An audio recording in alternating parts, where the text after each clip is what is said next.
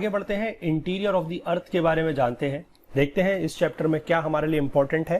Earthquakes वगैरह के बारे में information about the interior of the अर्थ के बारे में हम इस चैप्टर में पढ़ेंगे और बेसिकली अर्थक्वेक को हम थोड़ा सा ज्यादा इस चैप्टर में पढ़ेंगे क्योंकि that is the more important thing. तो first of all the important line which is written here is the interior of the earth can be understood only by indirect evidences as neither anyone has nor anyone can reach the interior of the earth। तो इसमें यह लिखा गया है कि अर्थ के interior के बारे में हम केवल कुछ इनडायरेक्ट एविडेंसेस से ही समझ सकते हैं, क्योंकि ना तो कोई अभी तक अर्थ के इंटीरियर में जा पाया है और ना ही वहां तक पहुंच पाना पॉसिबल है। तो इसलिए इनडायरेक्ट एविडेंसेस की मदद से ही हम समझ सकते हैं कि अर्थ के इंटीरियर में क्या है। Okay, the configuration of the surface of the earth is largely a product of the processes operating in the interior of the earth. तो जो सरफेस की कन्फिगरेशन है वो किसकी वजह से है? दैट इज द प्रोसेसेस जो अर्थ के इंटीरियर में हो रही हैं। अब दो टाइप की प्रोसेसेस यहां पर बताई गई हैं, exogenic as well as endogenic processes. तो एक्सोजेनिक प्रोसेसेस वो होती हैं, एक्सोजेनिक प्रोसेसेस की अगर मैं बात करूं तो एक्सोजेनिक प्रोसेसेस होती हैं, they are the external processes होती हैं। और एंडोजेनिक प्रोसेस की अगर मैं बात करता हूं, एंडोजेनिक प्रोसेसेस तो वो होती हैं जो इंटरनल प्रोसेसेस होती हैं। ओके, जो इंटरनल प्रोसेस होती हैं दे आर एंडोजेनिक प्रोसेसेस, जो एक्सटर्नल प्रोसेसेस होती हैं दे आर एक्सोजेनिक प्रोसेसेस। तो ये जो exogenic as well as endogenic processes हैं they are constantly shaping the landscape. तो कॉन्स्टेंटली ये प्रोसेसेस हो रही हैं और इससे लैंडस्केप को कॉन्स्टेंटली शेप मिल रहा है। A proper understanding of the physiographic character of a region remains incomplete if the effects of endogenic processes are ignored।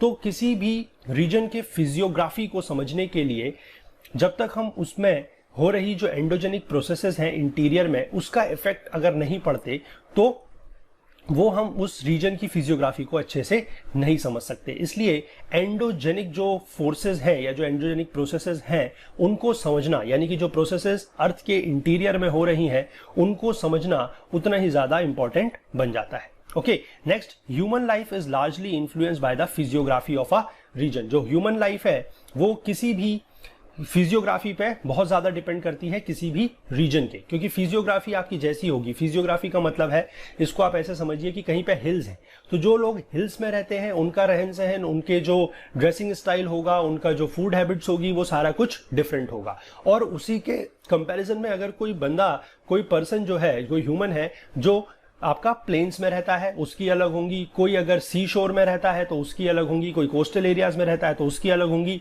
तो इसलिए जो फिजियोग्राफी ऑफ अ रीजन है दैट लार्जली इफेक्ट्स और इन्फ्लुएंस द human life। तो therefore it is necessary that one gets acquainted with the forces that influences the landscape development। और landscape development को कौन से forces affect करते हैं? They are the endogenic forces। Okay, तो अब हमें ये समझना है कि to understand why the earth shakes और how the tsunami wave is generated, कि अर्थ में शेक क्यों होता है। शेक का मतलब है जैसे कि अर्थक्वेक, और सुनामी वेव्स क्यों आती हैं। तो इसी के लिए हमें certain details of the interior of the अर्थ को पढ़ना बहुत जरूरी है। अब हमने पिछले चैप्टर में ये पढ़ा कि अर्थ फॉर्मिंग मटेरियल्स जो है वो डिस्ट्रीब्यूटेड है in the form of layers. हमने पढ़ा कि जो ज्यादा डेंसर मटेरियल है वो अर्थ के सेंटर की तरफ है, जो कम डेंसर मटेरियल्स हैं वो ऊपर की तरफ है, सरफेस की तरफ है। तो ये चीजें हमने पिछले चैप्टर में पढ़ ली हैं। अब इसलिए interesting to know that scientist have gathered information about these layers and what are the characteristics of each of these layers. तो ये जानना बहुत जरूरी है कि साइंटिस्ट को ये सारी इंफॉर्मेशन कहां से मिली, कि डेंसर मटेरियल्स जो है वो नीचे की सरफेस पर है या नीचे की लेयर्स में है, और जो लाइटर मटेरियल्स है, जो लो डेंसर मटेरियल है वो ऊपर की लेयर में है। तो ये सारी चीजें पढ़ना हमें बहुत जरूरी है। तो इसके बाद हम बात कर लेते हैं सोर्सेज ऑफ इंफॉर्मेशन की। हमें इंटीरियर के बारे में जो सोर्सेज हैं वो क्या है, कि कहां से हमें इंफॉर्मेशन मिली। तो यहां पर देखिए साफ लिखा गया है कि द अर्थ्स रेडियस जो है वो 6370 किलोमीटर का है। तो no one can reach the centre of the earth. तो सेंटर ऑफ द अर्थ में पहुंच के वहां से कुछ ऑब्जर्वेशंस करना या वहां से कुछ सैंपल्स कलेक्ट करना ये पॉसिबल नहीं है। तो इन सच कंडीशंस में यू ऑल विल वंडर कि how the scientist tell about the earth's interior and the types of material that exist at such depths. तो इसीलिए हमारी जो नॉलेज है about the interior of the earth is largely based on estimates and inferences. तो सारी की सारी जो हमारी इंफॉर्मेशन है, जो नॉलेज है अबाउट द इंटीरियर, वो एस्टिमेट्स और इन्फरेंसेस पर आधारित है। अब हम कुछ डायरेक्ट सोर्सेज की बात कर लेते हैं। तो हमारे कुछ डायरेक्ट सोर्सेज हैं जो मोस्ट इजीली अवेलेबल है, वो है solid earth material is surface rock. Okay, और जो रॉक्स हमें मिलते हैं माइनिंग एरिया से। अब यहाँ पर कुछ माइंस के नाम लिए गए हैं, जैसे कि गोल्ड माइंस है साउथ अफ्रीका में, वो 3 से 4 किलोमीटर डीप है और इससे नीचे जाना पॉसिबल नहीं है, क्योंकि वहां पर क्या होता है, बहुत ज्यादा हॉट होता है, बहुत ज्यादा टेम्परेचर जो है वो बहुत ज्यादा होता है। तो इनके अलावा साइंटिस्ट ने कुछ और प्रोजेक्ट्स भी लिए हुए हैं जिनमें हम थोड़ा और डीप में जाके एक्सप्लोरेशंस करते हैं। तो यहाँ पर जो मेजर प्रोजेक्ट्स की बात कही गई है, जो नाम दिए गए हैं, they are deep ocean drilling project और इंटीग्रेटेड ओशियन ड्रिलिंग प्रोजेक्ट। यहाँ पर जो डीपेस्ट ड्रिल किया गया है कोला में at a place in Arctic ocean, वहां पर हम 12 किलोमीटर की डेप्थ तक पहुंच चुके हैं। ठीक है, तो इस तरीके से हम क्या है कि हम अर्थ के डीप में जाते हैं, वहां से रॉक्स वगैरह कलेक्ट करते हैं और जो सरफेस रॉक्स होते हैं उनकी मदद से हम ये पता लगाने की कोशिश करते हैं अबाउट दी अर्थ्स इंटीरियर। इसके बाद जो वॉल्केनिक इरप्शंस हैं, वॉल्केनिक इरप्शंस भी एक अनदर सोर्स है डायरेक्ट इंफॉर्मेशन गैदर करने के लिए या ऑब्टेन करने के लिए। जब हमारा मोल्टन मटेरियल यानी कि जो मैग्मा होता है वो वॉल्केनो के से ऊपर आता है, thrown on to the surface of the earth, तो उसको हम लेबोरेटरी में एनालाइज कर सकते हैं और उससे हम पता लगा सकते हैं कुछ इंटीरियर ऑफ द अर्थ के बारे में। लेकिन एक प्रॉब्लम यह है कि it is difficult to ascertain the depth of the source of such magma, कि हमारे पास मैग्मा आता है, हम उसको लेबोरेटरी में उसके मटेरियल को एनालाइज कर सकते हैं, लेकिन ये सर्टेन कर पाना, ये सुनिश्चित कर पाना थोड़ा सा मुश्किल होता है कि from which depth that material we have got. Next is about the indirect sources. Indirect sources की अगर हम बात करते हैं तो analysis of the properties of matter indirectly provides information about the interior. तो जो हमें मैटर वहां से मिलता है उसका अगर हम एनालाइज करते हैं उसकी प्रॉपर्टीज का, तो हमें इंटीरियर के बारे में कुछ इंफॉर्मेशन मिलती है। हमें माइनिंग एक्टिविटी से ये पता है कि टेम्परेचर और प्रेशर जो है वो सरफेस से जैसे जैसे हम नीचे की तरफ जाते जाएं, इनटू द अर्थ जाते जाएं, वो बढ़ता जाता है। ओके, और डेंसिटी ऑफ द मटेरियल भी जो है वो डेप्थ के साथ बढ़ती जाती है। तो इससे हमें क्या है कि हम rate of change of these characteristics का पता लगा सकते हैं अंदर को। अगर हम किसी कोई हमारे पास अगर कोई मटेरियल है, अगर हम उसका एनालिसिस हम कर रहे हैं, तो हमें यह पता लग सकता है कि वो कितने डेप्थ का मटेरियल है या फिर वो कहां से लिया गया है। Now knowing about the total thickness of the earth, scientists have estimated the values of temperature, pressure and density of material at different depths। तो उन्हीं का हम पता लगा के ये चीजें पता कर सकते हैं। Okay, another source of information जो है वो है meteors that at times reach the earth surface। लेकिन अब यहाँ पर आप थोड़ा सा एक डाउट कर सकते हैं कि मीटियोर्स के बारे में या मीटियोर्स के एनालिसिस करके हम अर्थ के इंटीरियर के बारे में कैसे जान सकते हैं, क्योंकि मीटियोर्स जो है वो अर्थ के इंटीरियर से तो आए नहीं है, बट जो मीटियोर्स है उनका जो मटेरियल होता है और जो स्ट्रक्चर होता है वो similar to that of earth होता है। Okay, similar to that of earth होता है और वो सॉलिड बॉडीज होते हैं developed out of the material which are same as और similar to our planet earth. तो इसलिए हम उनके से जो इंफॉर्मेशन हमें मिलती है उसको भी हम थोड़ा बहुत अपने अर्थ के इंटीरियर के साथ हम क्या कर सकते हैं, रिलेट कर सकते हैं। दो वो डायरेक्टली हमारे अर्थ के इंटीरियर से नहीं आए हैं, पर वो कुछ ऐसे सेम या सिमिलर मटेरियल से बने हुए हैं जो अर्थ के इंटीरियर से काफी मिलते जुलते होते हैं। अनदर इनडायरेक्ट सोर्सेज जो हैं वो इंक्लूड करते हैं gravitation, magnetic field and seismic activity.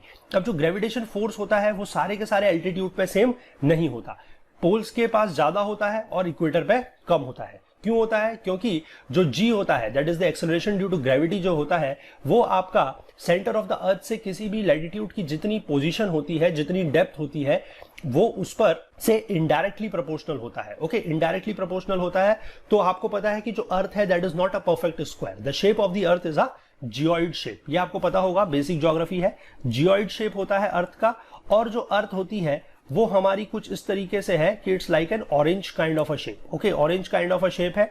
हमारा इक्वेटर पे थोड़ा सा बल्ज है, इक्वेटर पे बाहर की तरफ को निकली हुई है और पोल्स पर थोड़ा सा दबी हुई है। तो इसलिए हमारा जो पोल्स पर अगर हम बात करते हैं तो सेंटर से डिस्टेंस जो है वो कम है, सेंटर पे डिस्टेंस कम है, तो इसलिए वहां पर जो जी की वैल्यू है वो ज्यादा होती है और पोल्स पे जो वैल्यू होती है वो कम होती है। ओके, यहां पर लिखा गया है, देखिए, it is greater near the poles and equator पे जो वैल्यू होती है वो कम होती है। क्यों? क्योंकि distance from the centre at the equator being greater than at the poles. Next है हमारा जो gravity values also differ according to the mass of the material, क्योंकि हमें पता है कि अर्थ की सरफेस पर या अर्थ के इंटीरियर में जो मटेरियल का डिस्ट्रीब्यूशन है that is very uneven distribution, तो उसकी वजह से भी हमारी जो ग्रेविटी वैल्यूज है वो इफेक्ट करती है। The reading of gravity at different places influenced by many other factors, बहुत सारे फैक्टर्स हैं, तो जिस इन रीडिंग्स को they differ from the expected values, the reading of gravity they differ from expected values, और such a difference is called as gravity anomaly, इसको बोला जाता है ग्रेविटी एनोमली। तो ग्रेविटी एनोमली जो है वो हमें इंफॉर्मेशन प्रोवाइड करती है about the distribution of mass of the material in the crust of the earth. तो ये हो गया हमारा कि किस तरीके से जो ग्रेविटेशन फील्ड होता है, जो ग्रेविटेशन फोर्स होता है, वो हमें किस तरीके से अर्थ के इंटीरियर के बारे में बताता है। Now about the magnetic surveys, magnetic surveys भी हमें कुछ डिस्ट्रीब्यूशन के बारे में बताते हैं अबाउट द मैग्नेटिक मटेरियल्स का distribution in the crustal portion, और इसी तरीके से वो हमें इंफॉर्मेशन प्रोवाइड कराती है about the distribution of material in this part. फिर जो सिस्मिक एक्टिविटी है, seismic activity is related to your earthquake. Seismic activity is one of the most important sources of information about the interior of the earth. ये most important है, तो इसको हम थोड़ा greater detail में पढ़ेंगे। Now we come to earthquake. The study of seismic waves provides a complete picture of the layered interior, कि हमारा लेयर्ड इंटीरियर किस तरीके का है, जो सिस्मिक वेव्स होती हैं वो उसके बारे में पूरा बताती है। Okay, an earthquake in simple words is the shaking of the earth. It is a natural event, yes. It is caused due to the release of energy which generates wave that travel in all the direction। तो ये सारी की सारी जो energy इससे release होती है वो वेव्स जनरेट करती है और जो कि सारे के सारे डायरेक्शंस में ट्रेवल करती है। अब हम पढ़ते हैं कि why does the earth shake, कि अर्थ शेक क्यों करती है। The release of energy occurs along a fault, जो एनर्जी रिलीज होती है वो अलोंग अ फॉल्ट होती है। फॉल्ट क्या होता है? Fault is a sharp break in the crustal rocks. जो रॉक्स होते हैं क्रस्ट में, उनमें जो शार्प ब्रेक होता है उसको बोला जाता है फॉल्ट। जो रॉक्स अलोंग द फॉल्ट होते हैं they tend to move in opposite directions, वो अपोजिट डायरेक्शन में मूव करने लगते हैं, और जो ओवरलाइंग रॉक्स उसमें होते हैं वो उनको प्रेस करते हैं और फ्रिक्शन लॉक्स देम टुगेदर, तो फ्रिक्शन उनको लॉक करता है। लेकिन however their tendency to move apart at some point of time overcomes the friction, तो कुछ समय के बाद जो उनकी टेंडेंसी होती है एक दूसरे से अलग मूव करने की, अपार्ट मूव करने की, वो फ्रिक्शन को ओवरकम कर देती है, और as a result the blocks get deformed and eventually they slide past over one another abruptly. वो बहुत ज्यादा एब्रप्टली क्या होते हैं, एक दूसरे को पास करते हैं। तो इससे क्या होता है, this causes the release of energy and the energy waves travel in all the directions. तो एनर्जी वेव्स जो है वो सारे डायरेक्शंस में मूव करती है। नाउ जहां पर ये एनर्जी रिलीज होती है उस पॉइंट को बोला जाता है फोकस ऑफ द अर्थक्वेक, और इसको एक और नाम से भी जाना जाता है, दैट इज द हाइपोसेंटर। अब एनर्जी जो है वो हर डायरेक्शन में ट्रेवल करती है और सरफेस पे रीच करती है। तो जो सरफेस पे जो पॉइंट होता है which is nearest to the focus is known as epicentre. आपने सुना होगा कभी भी जब आप न्यूज में सुनते हैं, कभी कहीं अर्थक्वेक आता है, भूकंप आता है, तो आप सुनते हैं कि भूकंप का केंद्र ये था। तो जो भूकंप का केंद्र होता है that is your AP centre. It is first one two experience the wave. जो एपी सेंटर होता है वहां पर जो वेव्स होती हैं वो सबसे पहले पहुंचती हैं, और it is a point directly above the focus. जो फोकस पॉइंट होता है जहां पर अर्थक्वेक ओरिजिनेट होता है, जहां पर एनर्जी रिलीज होती है, उसको बोला जाता है फोकस। और उसी के जस्ट ऊपर, उसी के जस्ट नियरेस्ट जो पॉइंट सरफेस पर होता है जहां पर अर्थक्वेक वेव सबसे पहले पहुंचती है, that is known as epicentre. Now हम अर्थक्वेक वेव्स के बारे में पढ़ते हैं। All natural earthquakes take place in the lithosphere. Lithosphere में सारे के सारे अर्थक्वेक्स ओरिजिनेट होते हैं। तो यहां पर अर्थक्वेक क्या होता है ये अभी हम पढ़ेंगे आगे जाके, अगले पार्ट में पढ़ेंगे बेसिकली इस चैप्टर के। लेकिन अभी ये जानना काफी है कि लिथोस्फेयर जो होता है it refers to a portion of depth 200 kilometre from the surface of the earth की सरफेस से 200 किलोमीटर की डेप्थ तक का जो एरिया होता है, जो पोर्शन होता है, उसको बोला जाता है लिथोस्फेयर। ओके, और एक इंस्ट्रूमेंट होता है that is called as seismograph that records the wave reaching the surface. वो सरफेस की वेव्स, जो वेव्स होती है वो जो सरफेस पे पहुंचती हैं उनको रिकॉर्ड करता है, दैट इज सिस्मोग्राफ। सिस्मोग्राफ का कर्व किस तरीके का होता है ये मैं भी आपको दिखाता हूं। यहां पर आप देखिए कि डिफरेंट टाइप्स की जो वेव्स होती हैं उनका जो कर्व्स होता है वो डिफरेंट होता है। ओके, और अर्थक्वेक वेव्स जो होती है वो बेसिकली दो टाइप की होती है, two types, one is body waves and another one is surface waves. Body waves क्या होती हैं? They are generated due to release of energy at the focus. जो फोकस पे एनर्जी रिलीज होती है उसकी वजह से जनरेट होती है, and they move in all the directions travelling through the body of the earth. Okay, earth की बॉडी से वो ट्रेवल करती हैं, इसीलिए इनका नाम पड़ा है body waves. Body waves interact with the surface rocks, वो सरफेस रॉक्स के साथ इंटरेक्ट करती हैं और they generate new set of waves, और न्यू सेट ऑफ वेव्स को बोला जाता है surface waves. These waves move along the surface। तो बॉडी वेव्स जो होती है वो हमारी पूरी अर्थ की बॉडी से यानी कि इंटीरियर से मूव करती हैं, इसलिए उनको बॉडी वेव्स कहा जाता है। और जो सरफेस वेव्स होती है वो सिर्फ सरफेस के अलोंग मूव करती हैं, इसलिए उनको बोला जाता है surface waves. Next is velocity of wave changes as they travel through material with different densities. जो वेव्स होती हैं वो जब डिफरेंट डेंसिटी के मटेरियल से मूव करती है तो उनकी वेलोसिटी चेंज होती है। जहां पर डेंसिटी मटेरियल की ज्यादा होती है तो velocity of the wave is higher, और their direction also changes as they reflect और refract when coming across material with different densities. तो जब वो डिफरेंट डेंसिटीज के मटेरियल से पास होती हैं तो they also change their direction by through reflection और रिफ्रैक्शन। अब बॉडी वेव्स के बारे में पढ़ लेते हैं। देखिए जो कर्व दिया गया है, this is about the P waves, S waves और द सरफेस वेव्स। ये जो बॉडी वेव्स हैं ये दो टाइप की होती हैं, that is one is known as P waves and S waves. P waves जो है वो फास्ट ट्रेवल करती हैं and they are first to arrive at the surface. तो यहां पर ये थोड़ा सा इंपॉर्टेंट पैराग्राफ है, ध्यान दीजिएगा। These are also called as primary waves. The P waves are also called as primary waves. P waves जो है they are similar to sound waves. ये gaseous, liquid और solid तीनों तरीके के मटेरियल से पास कर सकती हैं। S waves जो है वो सरफेस में आती हैं थोड़े टाइम लैग के बाद, यानी कि पहले P waves आएंगी सरफेस पे, उसके बाद आएंगी S waves. S waves are also called as secondary waves. S waves को secondary waves भी कहा जाता है। Important fact about S wave ये है कि वो सिर्फ और सिर्फ सॉलिड मटेरियल से ही ट्रेवल कर सकती हैं। ध्यान रखिएगा, P waves आपकी सॉलिड, लिक्विड, गैसियस तीनों मटेरियल से मूव कर सकती है, लेकिन जो S waves हैं वो सिर्फ और सिर्फ सॉलिड मटेरियल्स के थ्रू ही मूव कर सकती है। ओके, ये कैरेक्टरिस्टिक बहुत इंपॉर्टेंट है एस वेव्स का। इसी से बेसिकली हमारे structure of the interior of the अर्थ के बारे में साइंटिस्ट को पता लगा है। रिफ्लेक्शन जो है causes the waves to rebound, whereas reflection makes waves move in different direction. Reflection से क्या होता है कि वेव्स जो है वो रिबाउंड हो जाती है, और रिफ्रैक्शन से क्या होता है, वेव्स का डायरेक्शन चेंज होता है। The surface waves are the last to report on seismograph. पहले आपकी पी वेव आएगी, फिर आपकी एस वेव आएगी, और लास्ट में आपकी आएगी कौन सी, सरफेस वेव्स। ओके, और ये वेव्स जो है they are more destructive, they cause displacement of rocks and hence collapse of the structures occur due to surface waves. अब हम पढ़ लेते हैं प्रोपोगेशन के बारे में कि कौन सी वेव किस तरीके से ट्रेवल करती है।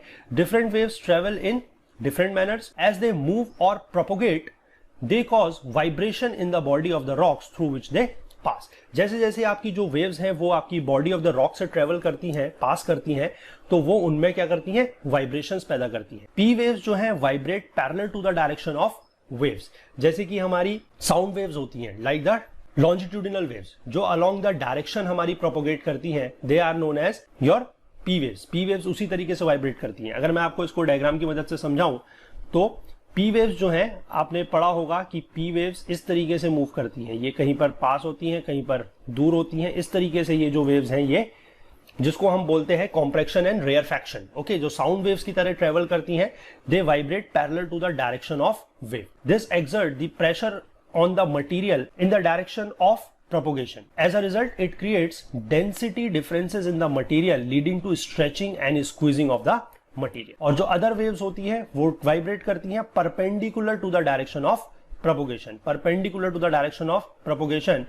तो direction of vibration of S waves is perpendicular to the wave direction in the vertical plane. ये ध्यान रखिएगा, vertical plane में करती है, horizontal plane में नहीं करती है। इसलिए they create troughs and crest in the material through which they pass, and surface waves are considered to be the most damaging waves. तो S waves के बारे में अगर मैं बात करूं तो S waves बेसिकली इस तरीके से ट्रेवल करेगी। Okay, they will form crest and troughs. तो ये जो अपर पॉइंट्स होते हैं वेव्स के, इनको बोला जाता है crest, और ये जो लोअर पॉइंट्स होते हैं इनको बोला जाता है troughs. These are crest and troughs. Now हम बात कर लेते हैं शैडो जोन की। क्या होता है शैडो जोन? देखिए, अर्थक्वेक वेव्स जो है get recorded in seismograph located at far off location. Seismograph हर जगह पे नहीं लगा होता, सिस्मोग्राफ कुछ लोकेशन, सर्टेन स्पेसिफिक लोकेशंस पे लगा होता है, वहां से हम जो अर्थक्वेक वेव्स होती है उनको रिकॉर्ड करते हैं। लेकिन कुछ एरियाज, कुछ प्लेसेस ऐसी होती हैं जहां पर वेव्स जो है वो रिपोर्ट नहीं होती।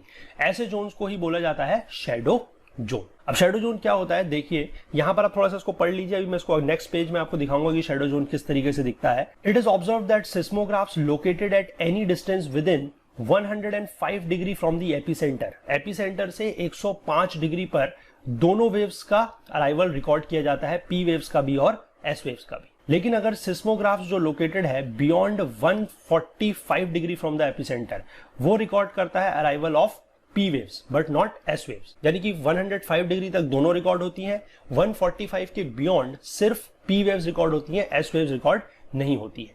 तो जो जोन है between 105 and 145 degree from the epicentre was identified as the shadow zone for both the types of waves. और जो 105 डिग्री के बियॉन्ड का जोन है वहां पर एस वेव्स नहीं आती, वहां पर एस वेव्स बिल्कुल भी नहीं आती, और जो पी वेव्स हैं वो 145 से आगे आती हैं और 105 से नीचे आती हैं, यानी कि 105 से लेकर 145 तक जो जोन है that is the shadow zone for both the types of wave. जो एस वेव्स है उनका शैडो जोन काफी बड़ा होता है पी वेव से, और जो पी वेव्स का शैडो जोन है that appears as a band around the earth between 105 and 145 degree away from the epicentre. Okay, तो एस वेव्स का जो शैडो जोन है वो काफी बड़ा होता है, not only larger in extent but also a little over 40% of the earth's surface. अब पहले हम इस शैडो जोन को देख लेते हैं किस तरीके से है। देखिए, पी वेव्स का शैडो जोन ये है। सपोज करिए यहां पर ये जो पोजीशन है यहां पर आपका सिस्मोग्राफ रखा गया है। ओके, तो सिस्मोग्राफ अगर आपका यहां पर रखा गया है तो यहां से जो वेव्स आपकी जनरेट हो रही हैं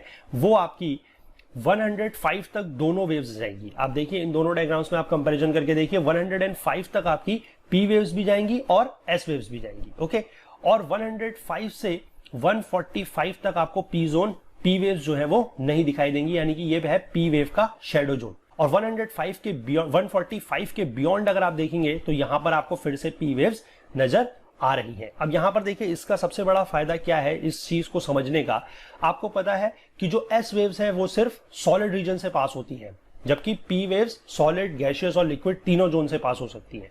तो इससे हमें ये पता लगता है कि जो ये कोर का रीजन है ये सॉलिड नहीं है, core is not solid, core जो है वो लिक्विड है। ये हमें इससे बहुत बड़ा इन्फरेंस मिलता है, क्योंकि अगर ये सॉलिड होता तो यहां से एस वेव्स ट्रेवल करनी चाहिए थी, लेकिन एस वेव्स यहां पर ट्रेवल नहीं कर रही हैं, इस जोन में एस वेव्स नहीं है, तो ये जो हमारा कोर है that is basically a liquid region. ये बहुत इंपॉर्टेंट है यहां पर समझने की। तो 105 के बियॉन्ड जो पूरा जोन है that is the shadow zone of S waves, और पी वेव्स का जो शैडो जोन है that is only from 105 to 145 डिग्री। अब हम बात कर लेते हैं टाइप्स ऑफ अर्थक्वेक्स।